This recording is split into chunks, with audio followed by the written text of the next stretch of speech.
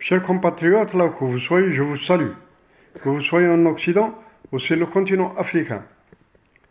Chers compatriotes arabo-africains, afro-musulmans, arabo-musulmans,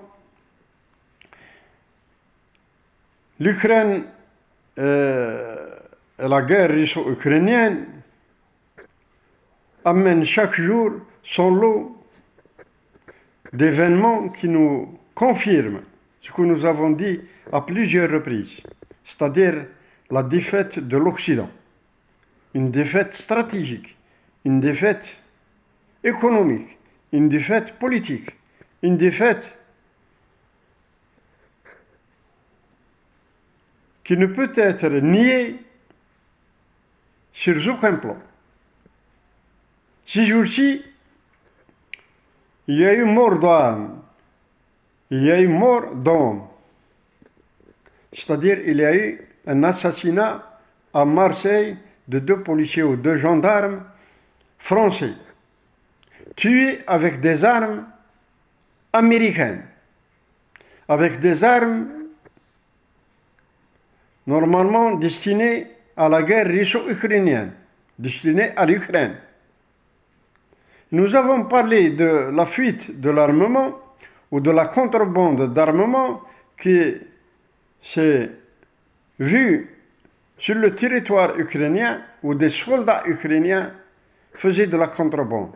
Et que ces armes-là allaient circuler, nous l'avons bien dit à plusieurs reprises, que ces armes-là doivent être pour le marché noir européen. C'est-à-dire, ces armes-là ont été acquises par la mafia ou par les mafias européennes dans toute l'Europe et qui tomberaient entre les mains des nazis, entre autres, et des groupuscules d'extrême droite et des groupuscules de tout genre. Et que l'Europe payera les pots cassés. Elle vient de les payer. Ça, c'est la réponse à M. Macron qui a déclaré, il y a quelques mois, qu'il voulait aider par tous les moyens, aider l'Ukraine jusqu'à ce qu'il voie la défaite de la Russie. La Russie, maintenant, est toujours sur place. La Russie, maintenant, est toujours en guerre. La Russie, maintenant, n'a employé que 10 ou 15% de ses potentialités militaires réelles. Elle sait que si jamais il y aurait une guerre, une troisième guerre menée par les États-Unis contre la Russie très spécialement, et qui aboutira à une guerre mondiale, la Russie aura besoin de tous ses effectifs et de toutes ses potentialités militaires et autres pour tenir tête justement à une agression de telle ampleur. Mais les Européens ne peuvent pas aller à la guerre comme ça, parce qu'ils n'ont pas les effectifs voulus, ils n'ont pas le personnel voulu, ils n'ont pas les moyens voulus. Donc, ils veulent faire une guerre par correspondance, par ricochet. Alors, ils ont essayé de pousser l'Ukraine et les Ukrainiens à se battre pour eux. Ça, ce n'est pas une solution. Malgré qu'ils vont décider que l'Ukraine va faire partie de l'OTAN ou va faire partie de l'Europe, pour qu'ils déclencheront une guerre généralisée, c'est-à-dire de l'ensemble de l'OTAN ou de l'ensemble de l'Europe, plus l'oncle Sam avec eux, pour écraser la Russie. Et effectivement, il y aura une troisième guerre mondiale et une guerre nucléaire, ça c'est sans aucun doute. Il ne faut plus s'attendre à ce qu'une guerre nucléaire ne soit pas déclenchée si la Russie se voit menacée pour son existence, pour sa géographie, pour son espace, pour son bien, pour son peuple, etc. Mais si les choses continuent comme elles le sont, c'est la défaite de l'Europe, c'est la défaite de l'Occident, c'est la défaite du sionisme international, c'est la défaite du nazisme. Et surtout, il ne reste que quelques jours. Il reste une vingtaine de jours à la réunion du BRICS qui va se tenir en Afrique du Sud. Et cette décision-là d'élargir le BRICS à plusieurs pays, et pas les moindres, alors il y aura la chute, sans aucun doute, la chute existentielle, réelle, effective, du dollar, du pétrodollar, de l'euro et de tous les organismes financiers occidentaux. Donc, le sionisme international sera touché dans la moelle épinière. Et c'est ainsi que la dégringolade va devenir comme une affaire de chute de domino jusqu'au dernier. Tous les pions vont tomber jusqu'au dernier. Donc, l'Occident, avec ce qui s'est passé dernièrement en France, donne l'exemple aux autres pays, tels que la Belgique, tels que l'Allemagne, tels que la Pologne, l'Italie, etc. Et s'il y aurait des manifestations, non pas des manifestations racistes, comme c'est le cas en France, non, des manifestations pour la faim, des manifestations de ventre, des affamés. Les affamés sortiront dans les rues et il y aura la chasse à ceux qui veulent manger à leur faim.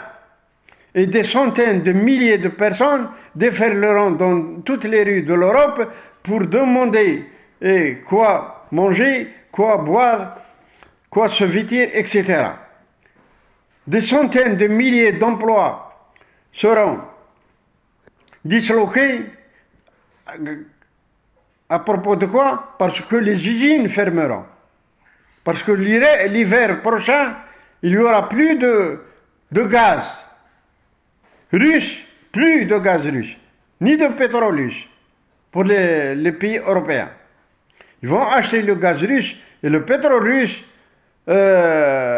en contrebande. Ils vont l'acheter soit de l'Égypte, soit de l'Inde, soit d'autres pays qui vont leur vendre le gaz et le pétrole russe à 2 ou à 3 fois le prix. Même l'Arabie Saoudite, qui achète le gaz russe, et elle en a le droit, elle le vend actuellement à 3 fois le prix aux Européens. Donc les Européens vont être touchés triplement. Une fois par directement des effets de cette guerre, la deuxième du manque de leur approvisionnement normal, parce qu'ils seront obligés de s'approvisionner n'importe comment, n'importe où, et donc ils vont se soumettre au diktat du marché international. Et le marché international est en train de continuer son évolution et en augmentant les prix, soit les prix des denrées alimentaires, soit plus spécialement les prix énergétiques. Et l'Europe n'a pas les moyens. Elle n'a pas les moyens de se défendre. Elle doit se soumettre au diktat des producteurs, qu'elle le veuille ou pas. Et c'est à ce juste titre-là que certains pays doivent faire attention, très attention, et nous parlons des pays occidentaux, dans leurs relations. Ils vont choisir leurs relations. Ils vont étudier leurs relations. Et avant de faire quoi que ce soit, il faut savoir que les conséquences que peut subir l'Europe sont très dangereuses pour les populations européennes, pour l'avenir de l'Europe. Donc, ceux qui aboient, ça et là, en Europe, pour accuser les uns et les autres, certains pays, bien sûr, tels que l'Algérie, d'être aux côtés des Russes. L'Algérie est indépendante et c'est un pays qui prend ses décisions de façon souveraine. L'Algérie est neutre dans cette affaire. Elle l'a expliqué à maintes reprises. Et c'est le même cas pour tous les pays arabes et tous les pays africains, qu'on le veuille ou pas. Et ça a été démontré que les États-Unis, ce sont eux qui ont déclenché cette guerre. Il faut appeler à Hunter Biden de vous dire ce qui se passe ou ce qui s'est passé en Ukraine. Les laboratoires secrets et tout ce qui s'ensuit. Les laboratoires biologiques, bien sûr, et des armements chimiques. Alors, il faut demander aux Américains pourquoi les 3 groupes agricoles américains ont acheté des milliers de terres en Ukraine. C'est pour faire quoi? Pour contrôler l'alimentation générale mondiale. Tout ceci, c'est dans l'intérêt de l'oncle Sam. Et l'Europe a suivi l'oncle Sam parce que l'Europe, c'est comme un chien docile. Lorsqu'on lui siffle, il vient. Il suit la marche. C'est pour cette raison-là que nous dirons à ceux qui sont ou ceux qui restent comme hommes vigilants, intrépides, corrects, libres de penser en Europe, de faire attention et d'alerter les Européens du danger qui les menace. À bon entendeur, salut.